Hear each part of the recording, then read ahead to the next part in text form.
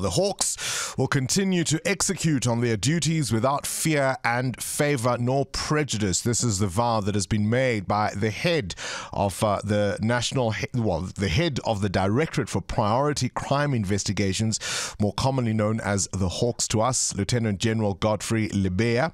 He joins us now. He's highlighted a number of achievements in terms of drugs, corruption and fraud, and he says law enforcement in South Africa is going in the right direction. I'm so pleased to tell you that he joins us now as our big interview this morning. A very good morning to you, and as always, thank you for your time.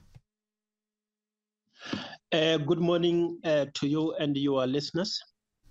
Yesterday, at that press briefing, you highlighted a number of achievements, and you've basically said that we're headed in the right direction as far as the Hawks are concerned.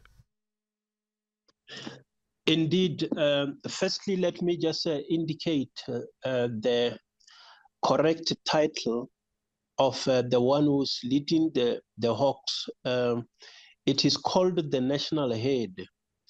In the past, it was called the Head of the Hawks. That is until 2012. From 2012, the law was changed so that it is called the National Head. I must say that indeed one is satisfied to see the performance of the members in the DPCI. You see on a daily basis the arrests and the convictions. There is no day that goes by without a success being registered. So it's literally on a daily basis that we see various successes in all the corners of the country. And our members are committed. They have indicated that they will do more, which is why we are also supporting them by recruiting new blood to come and assist them to deal with the workload. Appreciate the correction, National Head of the Directorate for Priority Crime Investigations. I think I've got it right there. You, of course, highlight what you call successes, but every day South Africans are concerned about the rise of criminal activities in the very areas that you are tasked with investigating. And I can mention as a raft, cash in transit robberies, right? Drug trafficking, human trafficking, corruption. We've seen commercial crimes on the rise. Organized crime is something that South Africans are concerned about. Cybercrime, money laundering, the list is long. And the sense from members of the public isn't that there's a lot of confidence in what you are doing to counter this. There should be confidence in what we are doing. Looking at the arrests that we are doing on CIT, we arrested more than 20, I have indicated, in just 3 months. And there were also convictions, and it continues. And even on just a day before I do the media brief, there were again 6 CIT robbers who were sentenced to life. So that adds to what we are putting behind bars. When it comes to drugs, again, today you will be seeing a media statement that has been released regarding some of the seizures that we have made.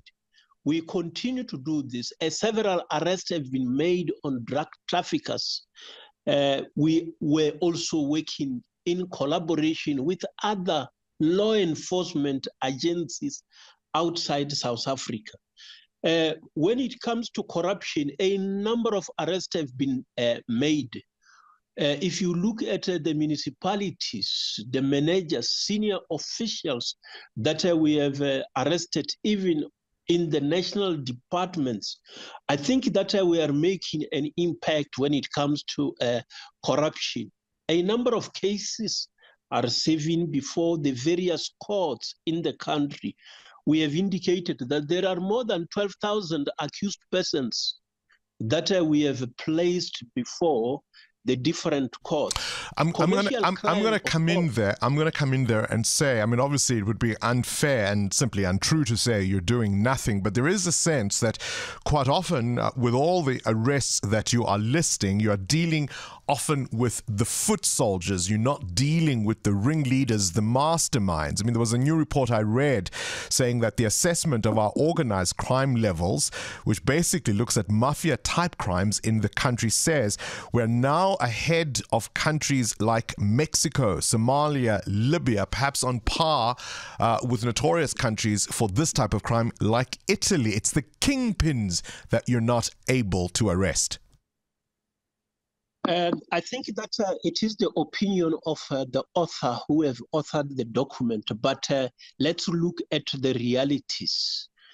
The number of suspects that we are arresting who are involved in organized crime, I think that one should not underestimate that and say nothing is being done. Give me names of crime bosses, people who are at the head of these organizations that you have been able to arrest. Yeah, well, when we were reporting to the media, we have been indicating the names of the people that we have arrested. Obviously, remember that an organized criminal group is unlike a company where they list to this is the director. As an example, how will you rate the arrest of Modak in the Western Cape? How do you consider him? You have got other individuals that have been arrested with him, 23 persons that were involved in various criminal activities, threat, intimidation, murder, drug trafficking, contravention of the tax law. What do you call that? And how do you rate that individual? Is that individual reporting to any other person or is leading that particular organization? So whenever we are reporting on this, we have tried to mention the names so that one can see that it is not an individual who's operating alone, but it is an individual who operates with others. And that's the point. That's the point, is it not? That even when you get one head, another one soon pops up to replace it. The point is, even with the successes you highlight, you're not smashing these organizations. You're not destroying the networks. They remain firmly entrenched. You correctly say that when we remove the head, somebody else will come in. That is why when you want to deal with organized criminal groupings, you do what we call a zero tolerance approach. You don't leave the junior ones and say that, no, I will only deal with them when they become leaders. Otherwise, you will never win. You deal with everyone who is involved. Fair enough. Fair enough. Let me point you to a report that's come out by Corruption Watch just a couple of months ago, in which they're saying impunity reigns supreme and that you are failing on a number of fronts, including, of course, on state capture, prosecutions and convictions. One of the things they're pointing out, for example, is the Waterkloof Air Base, Gupta landing there all those years ago, that 2 officers were charged, but those cases were withdrawn, and we haven't seen much movement on that since then. They point out that 7 years after the Passenger Rail Agency of South Africa laid charges with the Hawks in relation to impropriety at the agency, there isn't much progress there. And a number of cases, they go into some detail, including, of course, the civil violence in July 2021. There hasn't been much movement in those cases. What's your response? Starting with the last one, the civil riots of July 2021, you shall have observed that we have arrested a number of them. In fact, 68 has already been arrested, and we are supposed to be coming to 71. We are working on the remaining ones. If one says that nothing has been done, I think that is not a true reflection of what have happened. We started without knowing who is actually conducting these illegal activities that influences others. But after all, more than 68 have been arrested. Others were arrested on their individual cases. Others have been arrested as groupings that were collaborating with each other. Coming to the issue of the railway matters, we have indicated the number of statements that we have obtained. A lot of work has been done. But remember that when we go to court, we must be proving what we allege beyond reasonable doubt. So when there are issues relating to the statements that are prepared by the experts, we need to ensure that this is going to stand the scrutiny at court. That's why the prosecutors have indicated that there is a need to conduct further analysis on those.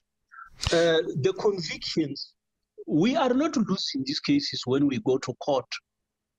When cases are placed on court, we make sure that all evidence that is needed is gathered and placed before the prosecutors. All right, let me put this to you. I mean, you mentioned that you win these cases when they are sent to court, but we've had no convictions around July 2021. But let me move to another issue. A new report has surfaced, which had been previously classified. The Independent Police Investigative Directorate pointing the finger directly at you, Godfrey Lebeya, of failing to stop the assassination of the anti-gang unit detective in the Western Cape, Charles Kinnear. It points to you specifically as the national head, as you so correctly pointed out, but also the top brass of the people who are meant to protect Greg Kinnear as having failed him. What's your response to that? Firstly, let me indicate that when you say that we haven't seen the conviction in the civil unrest matters, we haven't seen acquittals either. So those matters are still pending. We can't say that we have lost on them because they are still pending at court. With regard to the issue that you say has been reported pointing at me, I think that somebody who has made a report, you have got to compare the two. There were two investigations that were done by the IPAD, and the one that was done by another team, which consisted of highly experienced officers with more than 100 years combined experience. And you come and compare with the one that has been done by people with less than 20 years of investigative experience. So because you point it at me, not knowing what was contained in the report that was tabled before the National Head. Well, it's a very simple thing. Can you answer this? This report says that you, having been formally briefed that this man was being followed, that he was being under the surveillance, you failed to ensure that your members initiate criminal investigations into the illegal monitoring and movement of Lieutenant Colonel Kinnear. Is that not true? It's not true because there has been investigation and that investigation was not stopped. This was identified because of the investigation that was taking place. But ultimately, this IPAD report says you and the top brass failed to protect Greg Kinnear. That can't be something you can just easily dismiss offhand. It is what I'm disputing, and then I have put it on record publicly that I do not agree with what is said in that recommendation. One of the things we have seen, for example, is the rise of the so-called construction mafia. I can't tell you the number of people we've interviewed whose projects have come to naught because of those kinds of disruption. That's exactly the sort of thing the Hawks ought to be able to put a stop to, and yet we're seeing it grow. Yeah, the greater service, the organized crime is dealing with that matter. And then let me, for now, not deal with that because they are not part of the interview. We'll have to leave it there. I think time has run out. Appreciate your time there. And to be absolutely clear, that is, of course, the national head of the Hawks, Godfrey Lebeya, on the line. Current events, developing stories, tough questions. Your voice making a difference. This is Breakfast with Bongani Bingwa.